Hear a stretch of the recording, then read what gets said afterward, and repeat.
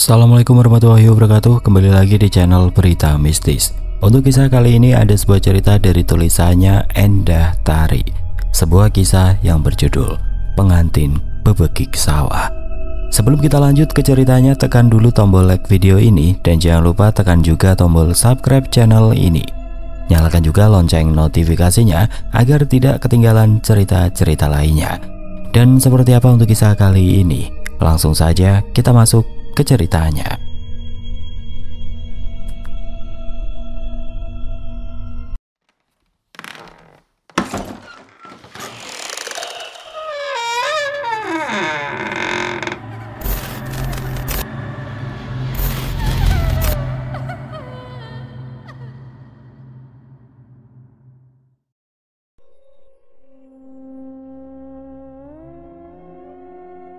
Aku kangen nenek, makanya ikut, kata Ajeng sambil memeluk ranselnya. Tio meliriknya sekilas.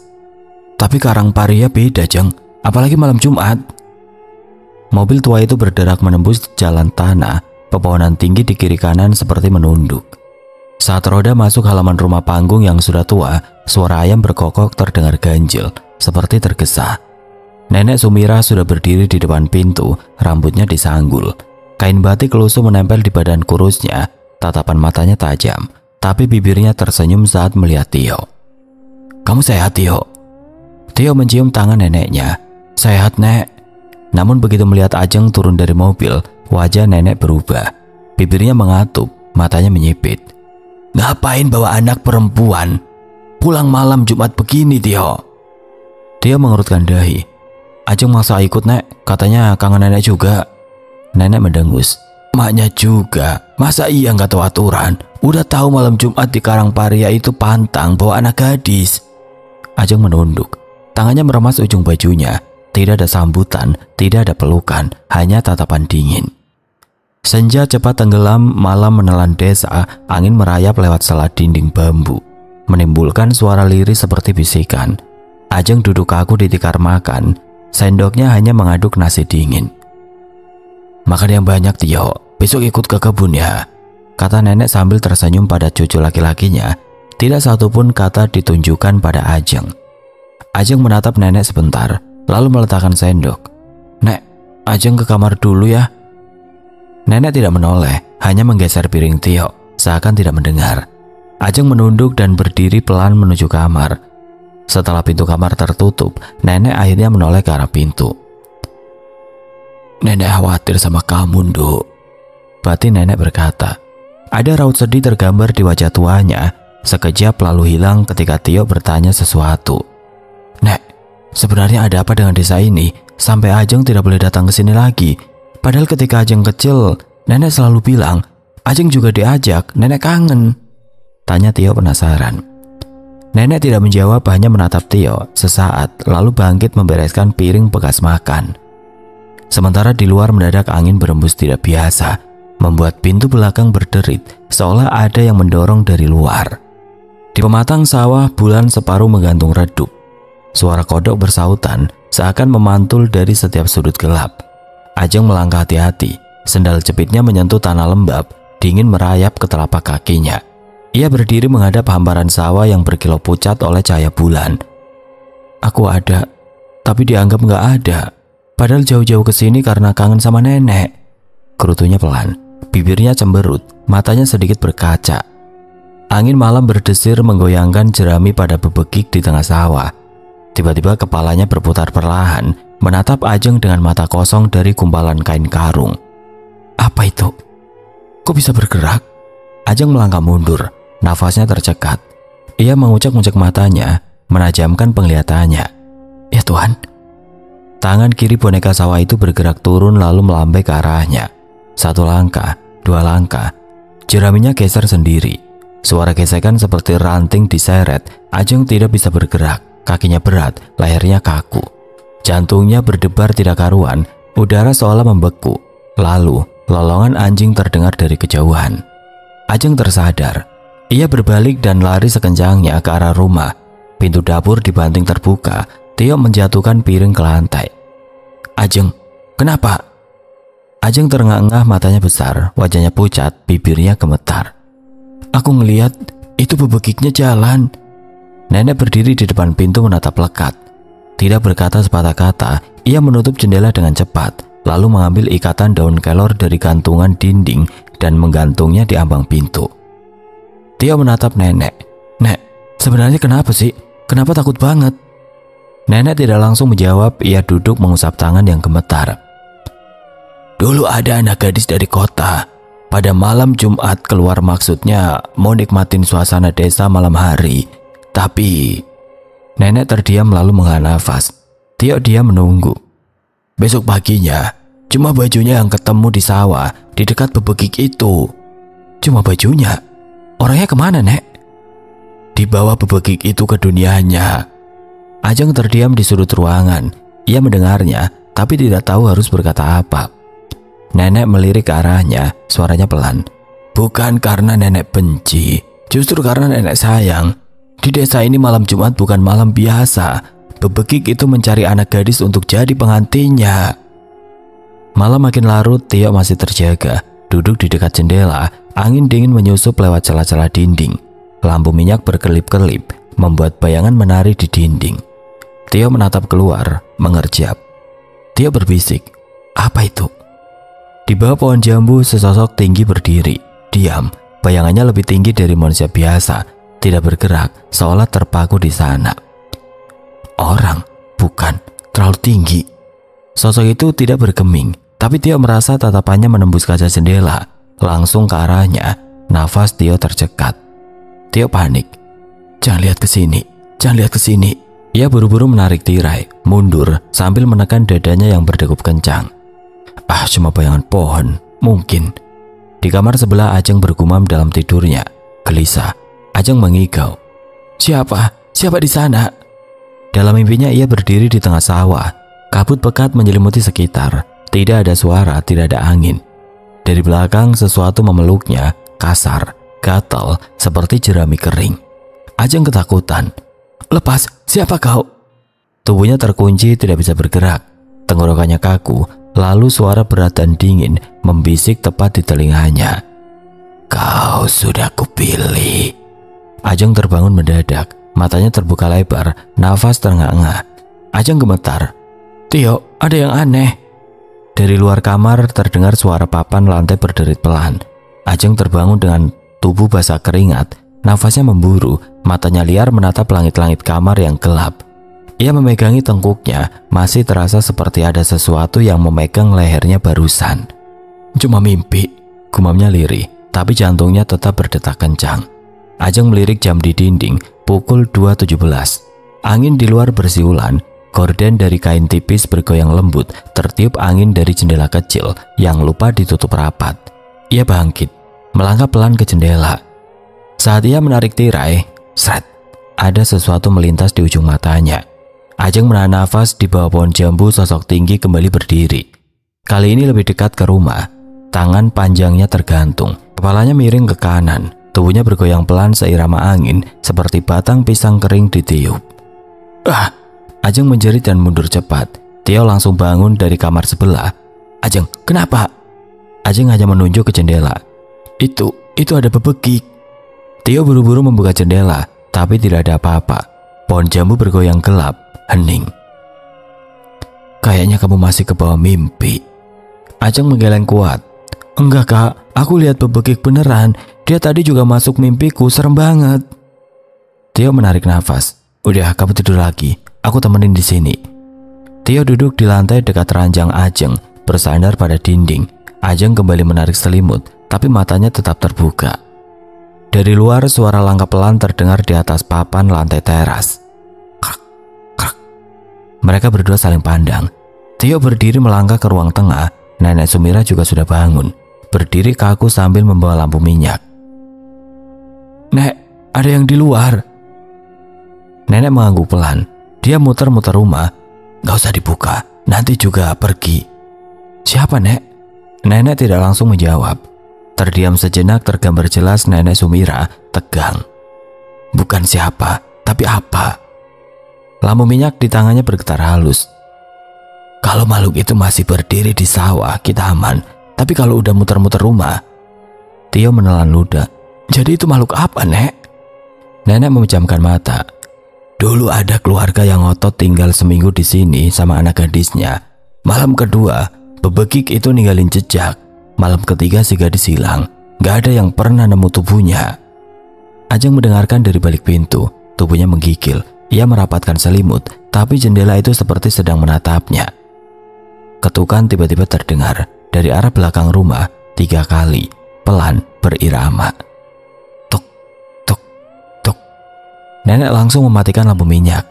Ruangan gelap total. Ia meraba dinding dan mengambil segenggam garam kasar dari toples kecil, lalu menaburkannya di depan pintu belakang. Jangan sautin, jangan jawab apapun. Tuk, tuk, tuk. Kali ini lebih keras. Tio menahan nafas. Suara ketukan itu disusul suara benda diseret, seperti karung goni ditarik di tanah. Ajeng menggigil dalam diam. Tuk, tuk. Lalu sunyi, tidak ada lagi suara apapun. Bahkan jangkrik pun berhenti berbunyi, seolah seluruh desa menahan nafas bersama mereka. Nenek duduk di lantai, tangannya masih menggenggam butiran garam. Dia belum pergi. Tio memegang bau nenek. Kenapa dia datang, Nek? Karena Ajeng. Nenek tidak menjawab. Matanya menatap kosong ke arah lantai. Bukan karena siapa, tapi karena waktunya. Malam Jumat itu waktunya. Kalau di desa ini ada anak gadis, makhluk itu bakal datang. Gak peduli siapapun. Tio menatap pintu belakang. Pikirannya kacau. Haruskah mereka kabur? Tapi kemana? Besok pagi, kata nenek pelan, kita harus bakar kemenyan di sawah. Mungkin makhluk itu akan puas kalau tahu kita sadar ada dia. Ajeng akhirnya tertidur menjelang subuh. Matanya sembab, tapi tubuhnya tidak kuat menahan lelah dan ketakutan. Tio terjaga. Ia duduk di teras, memandang langit yang mulai membiru. Embun menetes dari ujung-ujung daun pisang. Nenek menghampirinya dan duduk di sebelah Tio. Nek, sebenarnya apa yang terjadi? Nenek menghela nafas seperti berat menceritakan rahasia desa yang kelam. Dulu desa Karangparia ada dukun sakti yang bisa mengobati segala penyakit. Lalu ada pasien dari kota yang ingin mengobati anak gadisnya, tapi malah dukun itu justru melecehkannya. Akhirnya dukun itu mati dihakimi warga karena sudah mencoreng nama baik desa Karangparia. Dukun itu mati tepat di depan bebegik sawah. Sejak itu desa ini selalu saja ada anak gadis hilang setiap malam Jumat. Tio menoleh. Apa beneran itu perbuatan bebegik? Nenek mengangguk. Seluruh warga yakin itu perbuatan bebegik yang sudah dikuasai arwah jahat dukun cabul itu. Gak masuk akal, celetuk Tio. Tapi itu benar-benar terjadi. Setiap gadis yang hilang di rumahnya banyak jerami yang berceceran di sekitar rumahnya. Para gadis itu keluar tengah malam tanpa sadar, seperti ada yang memanggilnya. Tapi Nek, apa ada ciri-ciri kalau gadis yang akan jadi korban? Katanya si calon korbannya bermimpi jadi pengantin bebegik itu. Cuma itu yang nenek tahu dari orang. Tio menggenggam lututnya. Kenapa gak dibuang aja, Nek, bebegik itu kalau membahayakan desa ini, Nek? Kami pernah coba ditebang, dibakar, tapi tiap kali dibuang dia balik. Jeraminya nyusun sendiri, berdiri lagi di tengah sawah. Angin pagi berembus, nenek berdiri perlahan. Saran nenek, kalian pulang saja besok pagi demi keselamatan Ajeng sebelum kembali datang malam Jumat lagi. Tio mengangguk tapi dalam hatinya bertanya, kalau malam datang, apa yang terjadi? Waktu begitu cepat, malam pun tiba. Ajeng tampak gelisah. Dia tidak menyangka liburannya kali ini tidak senyaman dulu ketika ia masih kecil. Kak, kamu dengar suara itu enggak? Tio membuka matanya perlahan. Gelap, hanya cahaya samar dari celah pintu dapur. Ajeng berdiri di depannya, matanya merah. Tangan kirinya menggenggam seikat rumput kecil yang masih basah. Aku tadi berdiri di depan pintu nggak sadar. Suaranya bergetar. Ada yang manggil, suaranya menakutkan. Tio duduk di tikar. Manggil dari mana? Ajeng menatap jendela. Dari luar, aku dengar dia bilang namaku, kayak bisikan, tapi jelas sekali. Angin malam menyelinap lewat celah dinding. Wangi lumpur basah bercampur jerami. Rumah nenek Sumira terasa lembab. Tio berdiri menutup pintu.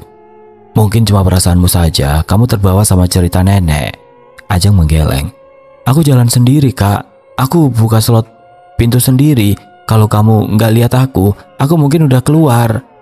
Tio diam, matanya menatap seikat rumput di tangan Ajeng. Ini tadi kamu ambil dari mana? Ajeng menunduk. Aku nggak tahu, pas sadar itu udah ada di tanganku.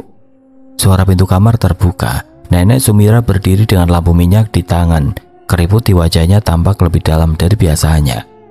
Rumput itu buang, jangan simpan di rumah. Ajeng terdiam. Nenek merampas dari tangan Ajeng lalu melempar keluar lewat celah kayu.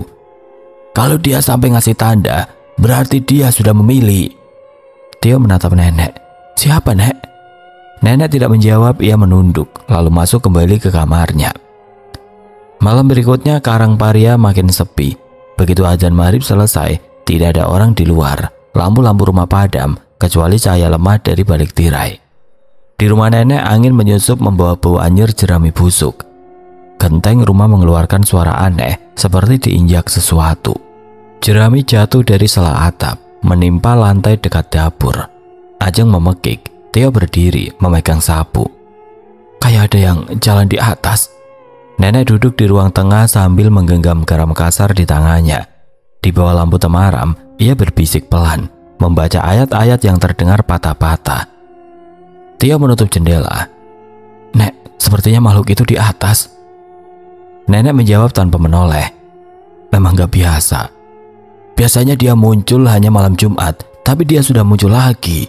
Pagi harinya warga berkumpul di warung depan balai desa. Suaranya berbisik-bisik, wajahnya muram. Anak Pak Karyo pingsan dekat sumur, kata seorang ibu. Katanya semalam rumahnya dilempar tanah. Waktu dibuka, dia lihat bebegik itu dengan mata merah menyala. Semua diam. Tio hanya berdiri di dekat pagar warung. Ia mendengarkan dari jauh. Kakek tua berbaju hitam menatapnya. Bebegik, kalau sudah gerak tiap malam, artinya dia nggak cuma lewat. Dia udah milih. Milih apa, Pak? Kakek itu menatap lama. Tumbal. Malam itu Tio tidak masuk kamar. Ia menggelar tikar di ruang depan, menggenggam pisau dapur dan segelas air putih yang sudah didoakan nenek. Ajeng dari dalam kamar. Kunciin pintunya, Mas. Aku takut. Udah tidur aja. Aku jaga di sini. Angin malam datang bersama suara gesekan. Daun pisang di luar seperti diseret, lalu hening. Tio berbisik. Cuma angin. Akhirnya ia tertidur gelisah. Dalam mimpi Tio berdiri di tengah sawah kering. Di ujung petakan ada panggung jerami. Ajeng berdiri di atasnya, mengenakan kebaya putih berhiaskan melati. Wajahnya pucat, tangannya terkulai. Ajeng, kamu ngapain di sana? Dia pilih aku, Mas. Di sampingnya berdiri lelaki tinggi besar. Wajahnya gelap, kumis tebal, dan di lehernya tergantung kalung batu hijau zamrud. Tio menatap tajam. Siapa kau? Mata pria itu menatap Tio. Ia tersenyum lalu berbisik pelan. Dia pengantinku. Tio terbangun dengan tubuh basah keringat. Nafasnya tersegal, matanya menatap jendela dan melihat bayangan melintas pelan di luar. Pagi harinya Tio duduk di dapur bersama nenek. Kopi pahit di gelas kecil sudah dingin. Nek, aku mimpi Ajeng jadi pengantin. Nenek terdiam. Mimpiku seperti nyata. Ada panggung jerami, ada laki-laki tinggi, ada janur. Nenek menyeka matanya, suaranya serak. Bebegik itu mau Ajeng jadi pengantinnya ya, Nek? Nenek mengangguk pelan. Ajeng sudah terpilih menjadi pengantin. Cepat atau lambat pasti Ajeng akan dibawanya. Jawab nenek Sumira lemas. Tio mengepalkan tangan, mengertakkan giginya. Aku tidak akan membiarkan adikku dijadikan pengantinnya. Nenek berdiri, membuka lemari kayu dan mengeluarkan bungkusan kain merah tua. Dalam diri Ajeng mengalir darah yang sudah lama dinantikan. Tio menatap nenek. Nafasnya berat. Maksud nenek? Ibumu, perempuan yang melaporkan perbuatan bejat dukun itu. Tio sekarang mulai mengerti benang merah permasalahan ini. Yang pasti Ajeng, adik kesayangannya, dalam bahaya. Ajeng adalah tumbal terakhir. Ajeng duduk di serambi belakang. Wajahnya sayu, matahari belum tinggi. Embun masih menempel di pelepah pisang, tapi udara pagi tidak membawa rasa segar, justru berat, pengap. Tio meletakkan segelas teh di sebelahnya. Minum dulu. Ajeng mengulung lengan bajunya. Kak. Kenapa? Tanganku gatal kak dari tadi malam. Lengan kiri Ajeng tampak kemerahan, tapi bukan seperti gigitan nyamuk. Ada pola halus seperti jejak anyaman, bentuknya melingkar bergerigi. Tio meraba pelan. Kenapa tanganmu, Jeng? Ajeng menggeleng cepat. Aku nggak tahu, aku tidur kok. Tiba-tiba pas bangun tadi pagi udah ada. Tio menatap tajam. Kayak bekas tali jerami. Lihat Nek, tangan Ajeng kayak bekas diikat. Ajeng menarik pergelangan tangannya cepat. Kak, aku takut. Langkah kaki terdengar dari dalam. Nenek mendekat dan meraih tangan Ajeng. Dahinya berkernyit, lalu menatap cucunya. Gurat sedih di wajahnya tampak jelas. Tidak ada kata-kata yang keluar dari mulutnya, hanya helaan nafas. Nenek berjalan ke atas meja meraih bungkusan kecil dari kain perca. Ia membuka isinya abu kemenyan, jarum kecil dari tulang, dan segumpal kapas yang sudah dililit benang merah. Luka itu bukan luka biasa, kata nenek pelan. Kalau dibiarkan, dia makin lengket. Maksudnya apa, Nek? Nenek duduk bersila, menatap mereka bergantian. Itu tanda ikatan, tanda pemilihan. Dia sedang mengikat Ajeng secara pelan-pelan, lewat mimpi, lewat suara, lewat tubuh. Ajeng menarik nafas pendek. Terus aku harus apa, Nek? Nenek menjawab sambil menaburkan abu kemenyan ke dalam wadah tanah liat. Selama belum malam Jumat, kamu masih bisa lepas.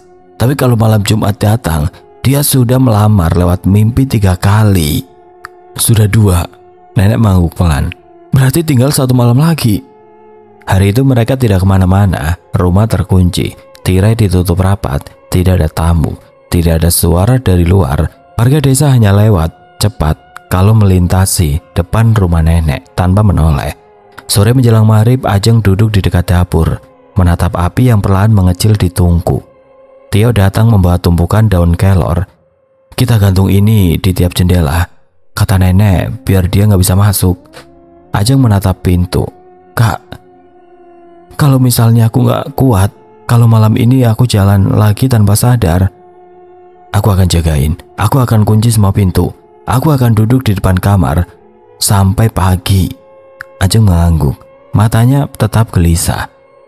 Aku takut kalau aku nggak sadar lalu ngebukain pintu itu sendiri. Suasana rumah sunyi, jam berdetak pelan, udara dingin menusuk. Dari ruang tengah tercium bau dupa yang samar. Tio berbisik sendiri. Kenapa sepi banget malam ini? 3 ketukan kecil terdengar di dinding luar. Bukan pintu, dinding. Siapa di luar? Ajeng terbangun di dalam kamar. Duduk dengan mata kosong, Ajeng berkata lirih. Mereka datang. Ajeng, kamu ngomong apa sih? Ajeng berdiri perlahan, wajahnya datar, melangkah ke arah jendela. Tio sangat cemas. Jangan ke sana. Ia segera meraih gagang pintu, namun sebuah suara berat dan dingin terdengar dekat sekali, seperti di dalam kepalanya. Suaranya berat. Dia pengantinku. Ini malamku. Siapa kau? Mata Tio terbelalak. Ruangan mendadak dingin seperti kulkas. Nafasnya tercekat, lampu minyak mati sendiri. Tio mulai panik. Ajeng, lepasin jendelanya. Ajeng menempel di kaca, tangannya mengusap permukaan seperti mencari jalan keluar. Aku harus pergi, kata Ajeng bergetar. Tio berteriak, memeluknya dari belakang. Ajeng, jangan buka. Tubuh Ajeng menegang, bibirnya bergetar. Ajeng berbisik pelan. Dia sudah di sini. Kak, suaranya datang lagi.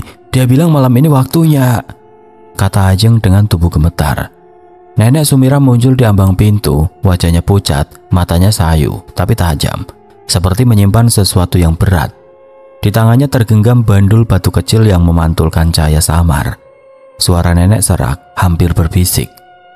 Malam ini bukan lagi gangguan. Tio menoleh cepat. Maksud nenek apa? Nenek melangkah pelan ke tengah ruangan. Telapak tangannya mengusap bandul batu di lehernya. Suaranya turun, hampir seperti mantra. Dia sudah memilih. Malam ini dia tidak sekedar lewat. Dia akan mulai mengambil pengantinnya. Angin dingin menyusup dari celah-celah dinding. Lampu minyak bergetar seperti ditiup dari dalam. Suara nafas berat terdengar samar, seolah ada seseorang tepat di belakang mereka. Tio berbisik, Nek, jangan bercanda. Nenek memandang ke arah jendela. Nenek tidak bercanda. Kita sudah terlambat. Dia sudah di sini. Malam pun berlalu, mereka tidak tidur semalaman. Pagi menjelang, mata nenek sayu. Ia menghela nafas kasar, menatap kedua cucunya tajam. Kalian harus pulang hari ini. Suara nenek terdengar pelan tapi tegas. Tio menghentikan sendoknya. Ajeng masih mengaduk teh, tidak menatap siapa-siapa. Nenek melipat kain selendangnya, lalu meletakkannya di pangkuan. Ajeng, kamu ikut Tio ke kota hari ini juga. Ajeng mengangkat kepala, matanya ragu. Kenapa, Nek? Nenek tidak menjawab, segera ia menatap jendela yang tertutup rapat. Kalau kamu tetap di sini, sangat berbahaya. Nenek memeluk cucunya erat, bulir bening menetes di pipinya yang keriput. Tio berdiri. Baik, Nek, aku siapin mobil sekarang. Matahari belum tinggi saat Tio memasukkan koper kecil ke dalam bagasi mobil. Ajeng duduk di jok depan, memeluk tas ranselnya. Wajahnya masih pucat, tapi ada harapan di matanya. Mobil melewati gapura desa, angin pagi bergerak pelan. Beberapa warga menyibak tirai dan melihat ke arah mereka. Ajeng menggenggam sabuk pengaman. Nenek kelihatan khawatir banget tadi. Tio mengangguk. Kita pulang dulu, nanti kalau udah tenang baru balik lagi. Mobil melewati jalan setapak, menuruni bukit kecil. Udara masih dingin, tapi ketika mereka hampir sampai ke pertigaan luar desa, jalan di depan mereka berubah. Pohon tumbang, ranting-ranting besar melintang, batu berserakan seperti habis longsor. Kabut tipis mulai muncul dari arah sungai. Tio mengerem pelan. Ini nggak ada tadi pagi. Kemudian Tio memutar balik, memilih jalan alternatif melewati sisi utara desa. Jalan lebih sempit, berbatu, tapi biasanya bisa tembus ke jalan besar. Ajeng diam, matanya menatap luar jendela, gelisah, tapi setelah 5 menit, Tio mengerem lagi. Serius? Di depan mereka, gapura Karangparia kembali muncul. Ah, kita kembali lagi. Gumam Tio terkejut, padahal mereka tidak melewati rute itu tadi. Baru aja muter, kata Ajeng heran. Ajeng menoleh ke belakang, jalan yang tadi mereka lewati menghilang ditelan kabut tipis.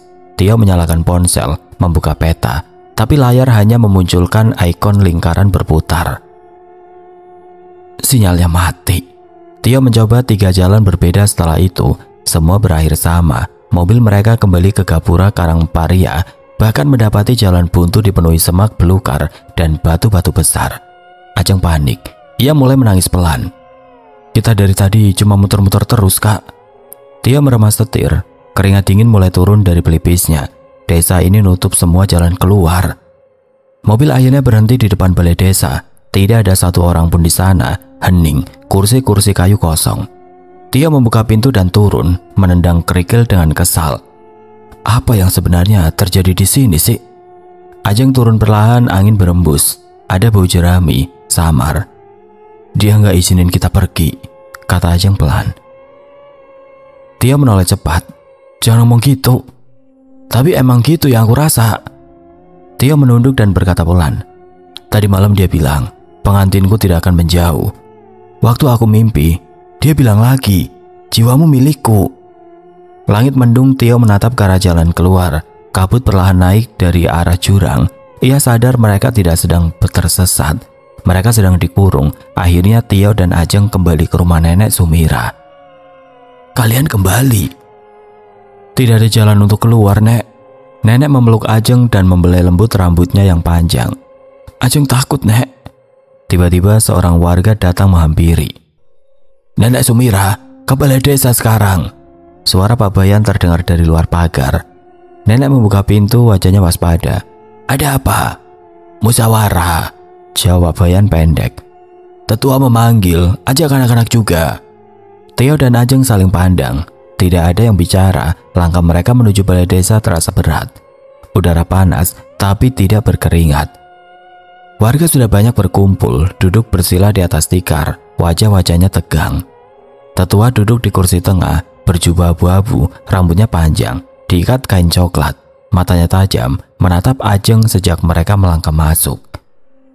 Apa itu di dahinya? Semua menoleh. Ajeng menyentuh keningnya. Apa? Nenek mendekat memerhatikan. Ada lingkaran kecil berwarna coklat gelap persis di tengah kening Ajeng. Tipis tapi nyata, seperti bekas terbakar halus. "Baru muncul?" tanya Tio. Ajeng mengangguk pelan. Warga mulai bergumam, "Cucu nenek Sumira sudah mempunyai ciri-ciri khusus. Dia sudah dipilih, tumbal penutup. Wujudnya akan sempurna kalau dapat satu lagi." Suara-suara bersautan. Tetua mengangkat tangan. Ia menatap nenek Sumira lama. "Keluarga kalian yang terpilih, anak Selasawagi, ibumu yang pertama kali melihat kelakuan bejat dukun itu," kata salah satu warga menoleh dan menatap tajam pada Ajeng. "Aku tidak setuju. Kenapa harus cucuku? Bukankah kalian juga ikut menyiksa dan membunuh dukun itu?" Tetua berdiri, suaranya berat. "Kutukan ini tidak butuh persetujuan. Yang diperlukan cuma waktu dan darah. Sekarang darah itu muncul kembali dalam bentuk yang suci." Seorang lelaki berdiri. "Kalau dia yang dicari, kenapa kita semua yang kena akibatnya? Apa kita harus persembahkan semua anak?" "Serahkan saja dia. Anak itu Selasawagi, hanya yang lahir Selasawagi, ada tanda di keningnya." Tio maju cepat. "Jangan." Semua terdiam. Tio menatap warga satu persatu. "Adikku juga manusia, seperti kalian, bukan sesajen.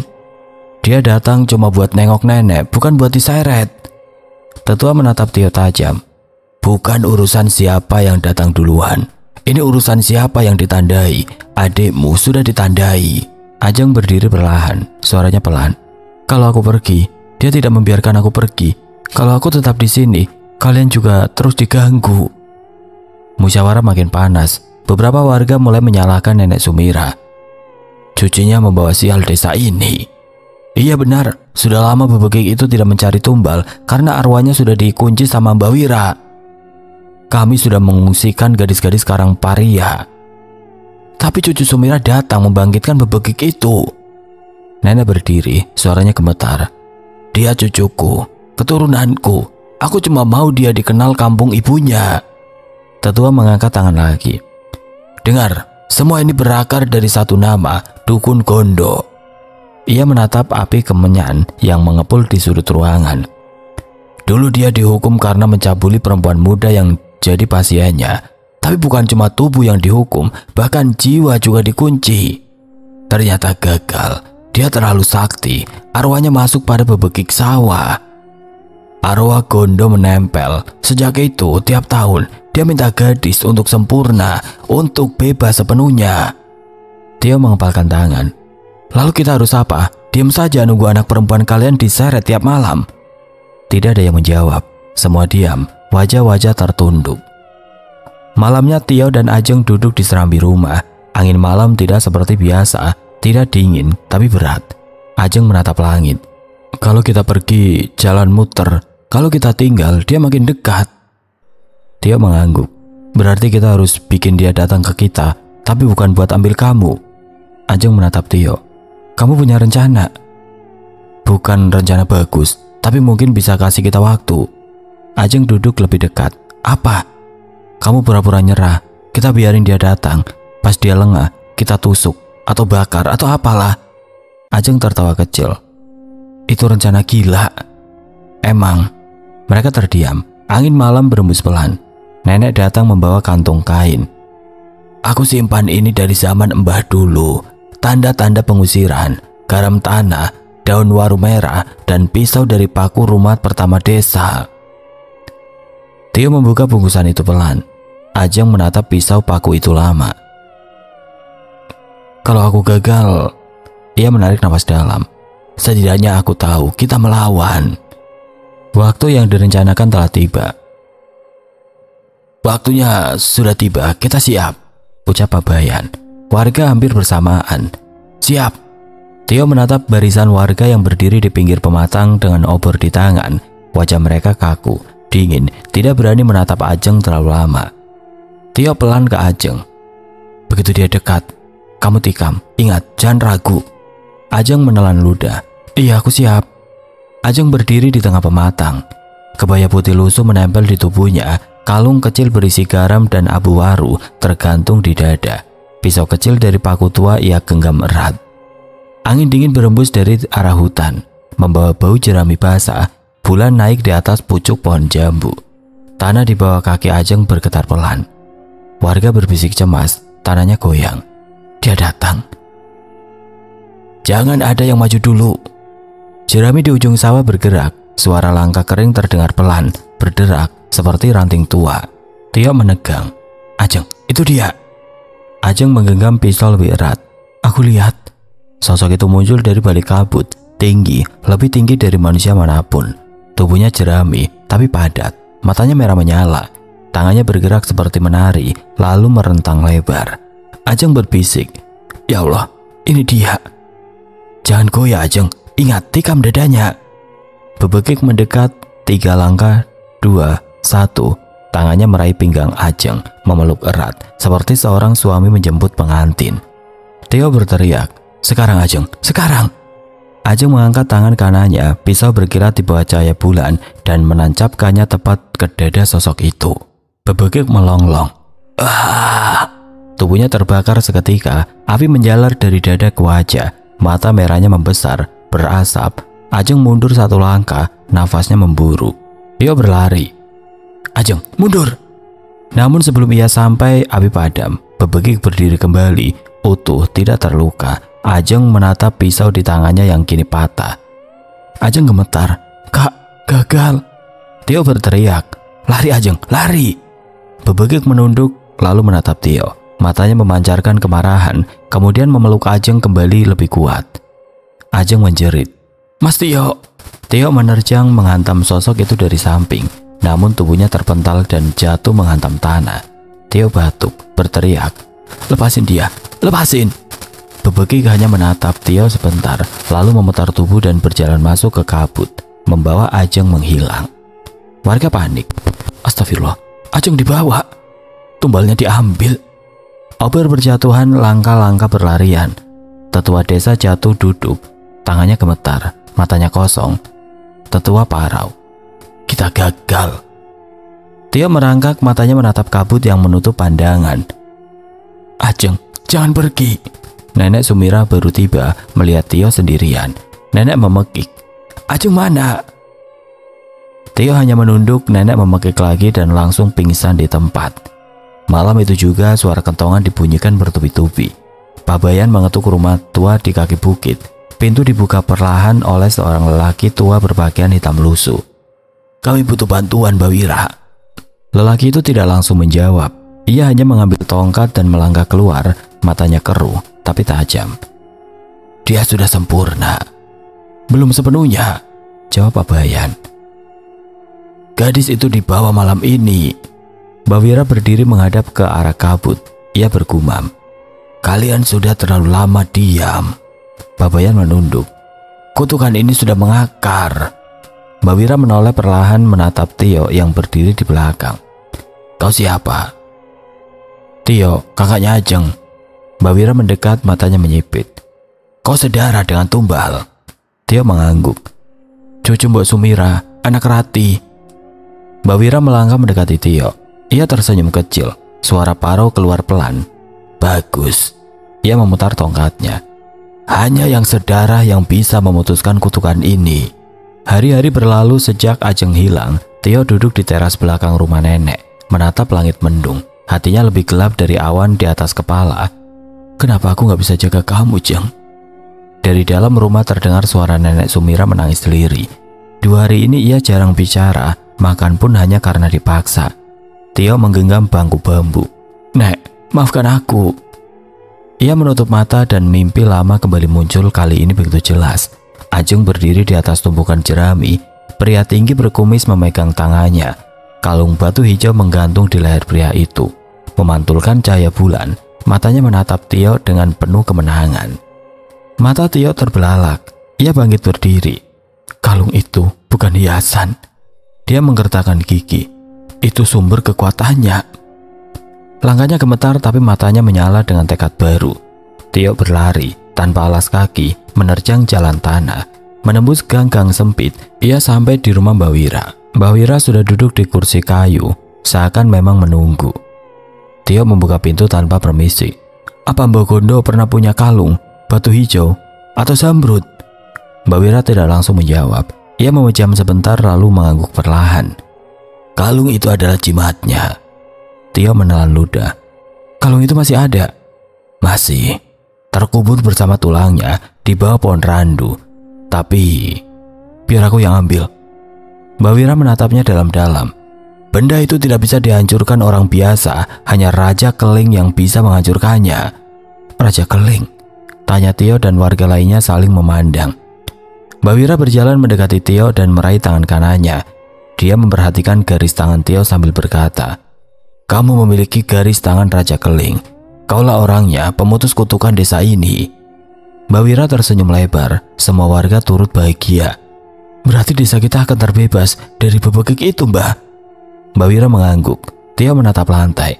"Berarti cuma aku yang bisa mengakhiri semua ini." "Kau harus gerak cepat mengambil kalung itu. Jika terlambat kau mati," kata Mbak Wira datar. Malam itu mereka bertiga berdiri di bawah pohon randu tua. Dua warga ikut membawa cangkul dan lampu petromak. Tanah dibuka perlahan. Cangkul menghantam tanah kering. Satu persatu batu disingkirkan. Lalu papan kayu mulai terlihat. Hitam, lembab. Tio menggigil. Mbak Wira mengangguk. "Buka." Tio menarik papan atas. Papan terbuka perlahan. Di dalamnya tulang manusia melingkar. Tengkoraknya miring. Tapi yang mencolok kalung ular besi dengan mata hijau menyala tergantung di dada tulang itu. Cahaya hijau berdenyut. Lalu tanah bergetar. Angin berputar. Jerami berterbangan dari segala arah. Suara berat menggeram di telinga mereka. "Itu milikku." Suara serak dari jauh terdengar. Sosok bebegik muncul dari balik kabut. Kini tubuhnya tidak hanya jerami, tapi menyatu dengan bayangan gelap seperti asap. Lebih cepat, lebih kuat. Mbak Wira melempar segenggam tanah raja ke tanah. Cahaya putih memancar melingkar. Bebegik berhenti meraung. "Cepat, ambil kalungnya!"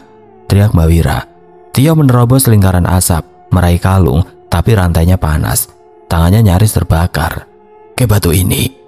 teriak salah satu warga, melempar batu bulat yang dililit raja. Tio menaruh kalung di atas batu dan menghantamnya keras dengan batu lain. Cak! Kilatan cahaya menghantam ke langit. Kalung retak. Asap hitam menjerit dari sela batu. Bebegik bergetar. Tubuhnya menyala dari dalam. Matanya merah makin redup. Mbak Wira menancapkan tongkat ke tanah. "Sekarang!" Tio menghantam kalung sekali lagi.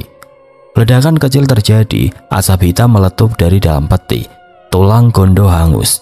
Bebegik menjerit, tubuhnya terbakar dan menghilang bersama jemari yang berterbangan ke langit. Sunyi, tanah tidak lagi bergetar. Kabut menghilang pelan. Tio terduduk, nafasnya tidak teratur.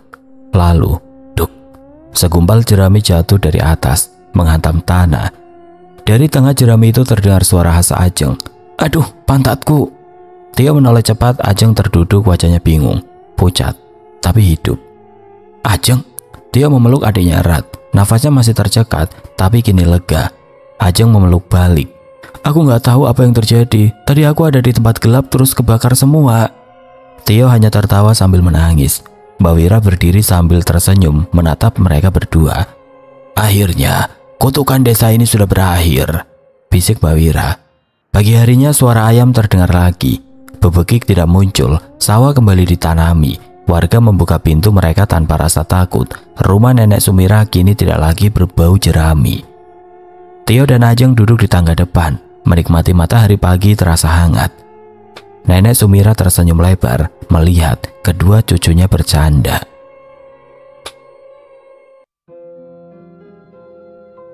Oke teman-teman, sekian untuk kisah kali ini. Bagaimana menurut kalian tentang kisah ini? Tulis komentar kalian di kolom komentar.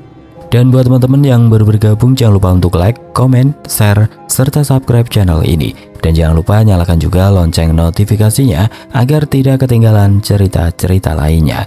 Dan akhir kata, wassalamualaikum warahmatullahi wabarakatuh.